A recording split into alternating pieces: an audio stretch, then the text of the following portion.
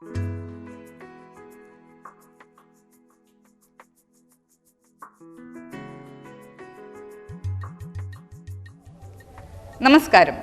Manifold achievers ടോക്കിലേക്ക് സ്വാഗതം.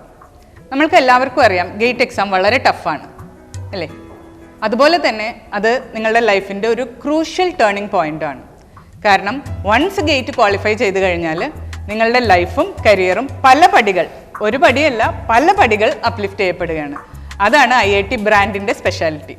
ഇത് മനസ്സിലാക്കി ഗേറ്റ് കോച്ചിങ്ങിന് വേണ്ടി മാനിഫോൾഡിലെത്തി ഡെഡിക്കേറ്റഡ് ആയി പഠിച്ച് ഫസ്റ്റ് അറ്റംപ്റ്റിൽ തന്നെ മെക്കാനിക്കൽ സ്ട്രീമിലും പ്രൊഡക്ഷൻ സ്ട്രീമിലും ക്വാളിഫൈ ചെയ്ത ലൂയിസ് പി മാർട്ടിനാണ് ഇന്ന് നമ്മളോടൊപ്പം ഉള്ളത്.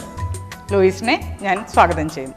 Welcome Louis. അപ്പോൾ ആദ്യം തന്നെ IIT അഡ്മിഷൻ കൺഫേം ചെയ്തതന്നെ കൺഗ്രാറ്റ്സ്. Thank U.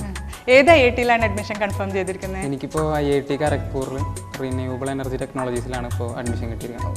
ഓക്കെ. അപ്പോൾ നമുക്ക് ലൂയിസിൻ്റെ ഫാമിലി, സ്കൂളിംഗ്, ബിടെക് പഠിച്ച കോളേജ് അതൊക്കെ പറഞ്ഞു തുടങ്ങാം. എൻ്റെ ഫാമിലിയിൽ അച്ഛനമ്മ ചേട്ടനുണ്ട്, ഒരു അനിയനുണ്ട്, ഒരു അനിയത്തിയുണ്ട്. ഞാൻ തൃശ്ശൂർ തന്നെയാണ്. തൃശ്ശൂർ ചേറ്റൂർ അടുത്ത് ആങ്ങണ്ടിയൂരാണ് ഞാൻ താമസിക്കണത്.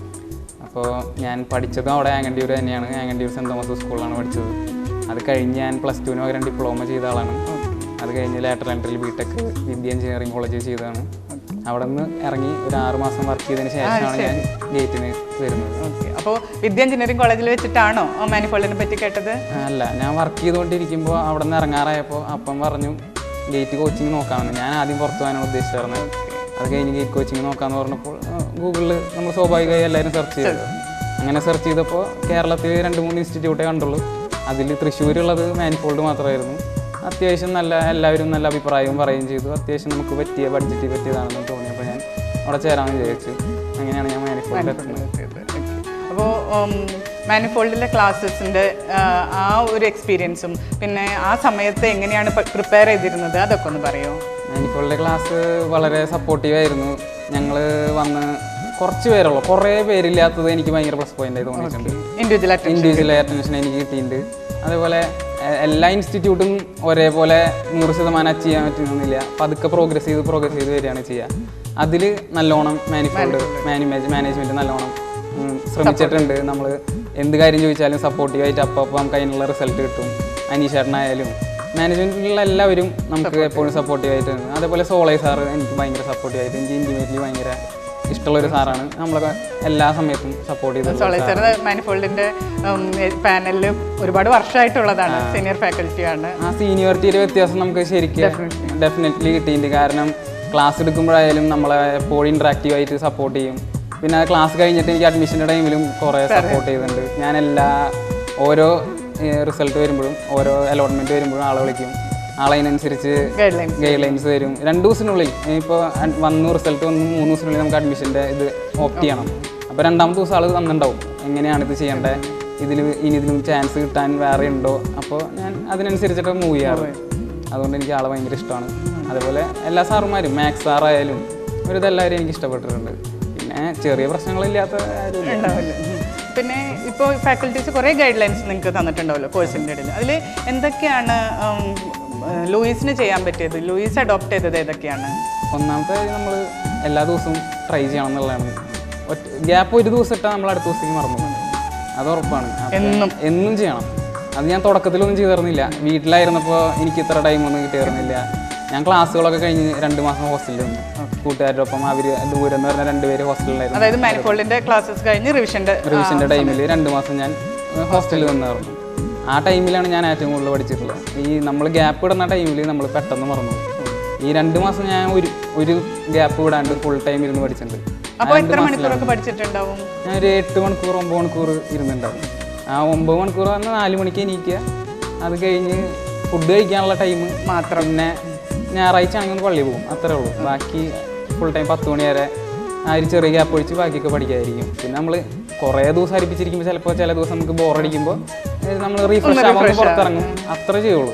ബാക്കി നമ്മൾ ഫുൾ ടൈറ്റായിട്ട് ഇരുന്ന് ഞാൻ 2 മാസം എന്നുള്ളത് 4 മാസമാക്കി അതിനനുസരിച്ച് റിസൾട്ട് വ്യത്യാസം വരും. ഞാൻ ടോപ്പ് സ്കോറൊന്നും അല്ലെങ്കിലും IIT കിട്ടി എന്നുള്ളൊരു സന്തോഷമുണ്ട്. അപ്പോൾ ഈ IIT കിട്ടാൻ വേണ്ടിയിട്ട് മാനിഫോൾഡിൻ്റെ സ്റ്റഡി മെറ്റീരിയൽസും പിന്നെ എക്സാംസും അതൊക്കെ എത്രമാത്രം ഹെൽപ്ഫുൾ ആയിരുന്നു? എക്സാംസ് നമ്മൾ എഴുതണം. എല്ലാ ദിവസവും എഴുതി കഴിഞ്ഞാൽ ഏറ്റവും നല്ലത്. നമ്മൾ ഓരോ എക്സാം എഴുതുമ്പോഴും അതിനനുസരിച്ച് നമ്മൾ എവിടെയാണ് ലാക്ക് ചെയ്യുന്നത്, എവിടെയൊക്കെ നമ്മൾ തെറ്റിക്കുന്ന നെഗറ്റീവ് മാർക്ക് നമുക്കൊരു പ്രശ്നമാണ്. അപ്പോൾ നമ്മൾ ക്വസ്റ്റ്യൻസ് കുറച്ചെണ്ണം ചെയ്താലും തെറ്റിക്കാണ്ട് ചെയ്യാന്നുള്ളതാണ് ഏറ്റവും നല്ല സ്ട്രാറ്റജി. അപ്പോൾ തെറ്റിക്കുന്ന പോയിന്റുകൾ കിട്ടാനും പിന്നെ എവിടെയൊക്കെ നമ്മൾ ഇമ്പ്രൂവ് ചെയ്യാണ്ടെന്ന് അറിയാനും ഒക്കെ ടെസ്റ്റുകൾ വളരെ നല്ലതാണ്. പ്രീവിയസ് ഇയർ ക്വസ്റ്റ്യൻ പേപ്പർ ആയാലും നമുക്കൊരു എങ്ങനെയാണത് ചെയ്യേണ്ടത് എന്നുള്ളൊരു ഐഡിയ കിട്ടാൻ പ്രീവിയസ് ഇയർ ക്വസ്റ്റ്യൻ പേപ്പർ നല്ലതാണ്. അപ്പോൾ ജൂനിയേഴ്സിനുള്ള ലൂയിസിൻ്റെ വക ടിപ്പാണിത്. ഇതല്ലാണ്ട് അവർക്ക് എന്തെങ്കിലും വേറെ ഗൈഡ് ലൈൻസ് ലൂയിസിൻ്റെ വകയായിട്ട് കൊടുക്കാനുണ്ടാവും? ഉണ്ട്. ഞാൻ വർക്ക് ബുക്കൊക്കെ സാറുമാർ വയ്ക്കാൻ പറഞ്ഞിരുന്നു. അപ്പോൾ നമ്മൾ ഓരോ ഇക്വേഷൻസ് മാത്രമായിട്ടുള്ള ബുക്കുകൾ, അപ്പോൾ അത് എൻ്റെ ഒരു ആയിത്തതായിരുന്നു. അത് കഴിഞ്ഞ് ഞാൻ കൂട്ടുകാരുടെ ഒപ്പം നിന്ന് തുടങ്ങിയപ്പോൾ ഞാൻ അവനെ കളിയാക്കിയിരുന്നൊരു കാര്യമാണ് അവൻ ചെറിയ തുണ്ടുകടലാസിൽ എഴുതിയിട്ട് ഇക്വേഷൻസ് മാത്രമായിട്ട് വയ്ക്കാം. ഞാൻ അവനോട് ഈ തുണ്ട് വയ്ക്കുകയാണോ എന്നുള്ളതിൽ ചോദിച്ച് കളിയാക്കാറുണ്ടായിരുന്നു. പക്ഷെ അവിടെ ചെന്നിട്ട് ഞാനത് ചെയ്തു തുടങ്ങിയപ്പോൾ എനിക്കത് ഭയങ്കര പ്ലസ് പോയിന്റ് ആയി തോന്നി. അതെ, നമ്മളൊരു സബ്ജക്റ്റിനുള്ള എല്ലാ ഇക്വേഷനും ഒരൊറ്റ പേജിൽ മടക്കി വെച്ചിട്ടുണ്ടാവും. അപ്പോൾ നമ്മൾ ഇക്വേഷനിൽ ഒരു പോയിന്റ് വിട്ട് കഴിഞ്ഞാൽ അപ്പോൾ നമ്മൾ വർക്ക് ബുക്കിൽ പോയി നോക്കും. അപ്പോൾ എല്ലാ ദിവസവും ഈ ഇക്വേഷൻ്റെ പേജുകൾ 5 എണ്ണം കണ്ടു കഴിയുമ്പോൾ നമുക്ക് മനസ്സിലാവും, 5-6 എണ്ണം കണ്ടു കഴിയുമ്പോൾ നമുക്ക് മനസ്സിലാവും ഇതിൽ നമ്മൾ ഇവിടെ ഈ പോയിന്റ് നമ്മൾ മറന്നു പോയിട്ടുണ്ട്. അപ്പോൾ അത് അവിടെ പോയി വർക്ക് ബുക്കിൽ പോയി തപ്പുക, പഠിക്കുക. അപ്പോൾ നമ്മൾ എക്സാം എത്തുമ്പോഴേക്കും നമുക്കത് ക്ലിയർ ആയിട്ടുണ്ടാവും. എക്സാമിന്റെ വളരെ ഹെൽപ്ഫുൾ ആണെന്നാണ്. അതെ, ഭയങ്കര ഹെൽപ്ഫുൾ ആയിരുന്നു. ഞാൻ എക്സാമിന്റെ അന്ന് എക്സാം എഴുതുന്നതിന് 10 മിനിറ്റ് മുമ്പ് ഈ സാധനമാണ് നോക്കിയത്. വർക്ക് ബുക്ക് പോലും ഞാൻ നോക്കിയില്ല. ഈ 5 പേപ്പറും കൊണ്ട് ഇരിക്കും എല്ലാ ക്വസ്റ്റ്യൻസ് നോക്കി. ഇതിൽ മറന്നു ഏതെങ്കിലും ഉണ്ടെങ്കിൽ അപ്പോൾ ഞാൻ ആലോചിക്കും. പിന്നെ ഞാൻ വർക്ക് ബുക്ക് നോക്കിയില്ല. ആലോചിച്ചിട്ട് കിട്ടില്ലെങ്കിൽ അപ്പോൾ വിടുക. കാരണം എക്സാമിന്റെ ടൈമിൽ നമ്മൾ പിന്നെ നോക്കാൻ പോയിട്ട് കാര്യമില്ല. അതെ, അപ്പോൾ നമുക്ക് അത് പറ്റില്ല എന്ന് തോന്നി. പിന്നെ പെട്ടെന്ന് ഓർമ്മ നമുക്ക് ഉപയോഗിക്കാം. പക്ഷെ രണ്ടാമത് പഠിക്കാൻ ആ ടൈമിൽ ഇരുന്നിട്ട് കാര്യമില്ല തോന്നി. എനിക്ക് അങ്ങനെ തോന്നിയതാണ്. അങ്ങനെ കുറേയൊക്കെ എനിക്ക് അപ്പോൾ അതിലെല്ലാം കിട്ടിയായിരുന്നു. കിട്ടാത്ത വിടുകയും ചെയ്തു. നെഗറ്റീവ് കിട്ടാതിരിക്കാൻ. ഇനി IIT കഴിഞ്ഞിട്ട് എന്താ പ്ലാൻ? അങ്ങനെ എന്തെങ്കിലും ചിന്തയായിട്ടുണ്ടോ? അങ്ങനെ ചോദിച്ചാൽ എനിക്ക് ഗവൺമെന്റ് ജോലിയോട് വലിയ താല്പര്യമില്ലാത്ത ആളാണ്. പ്രൈവറ്റ് സെക്ടറിൽ കുറച്ച് അഗ്രസീവ് ആയിട്ടുള്ള ജോലികൾ ആണ്. അപ്പോൾ താല്പര്യം പോലെയുള്ള ജോലി കിട്ടട്ടെ. അപ്പോൾ ഓൾ ദി ബെസ്റ്റ്.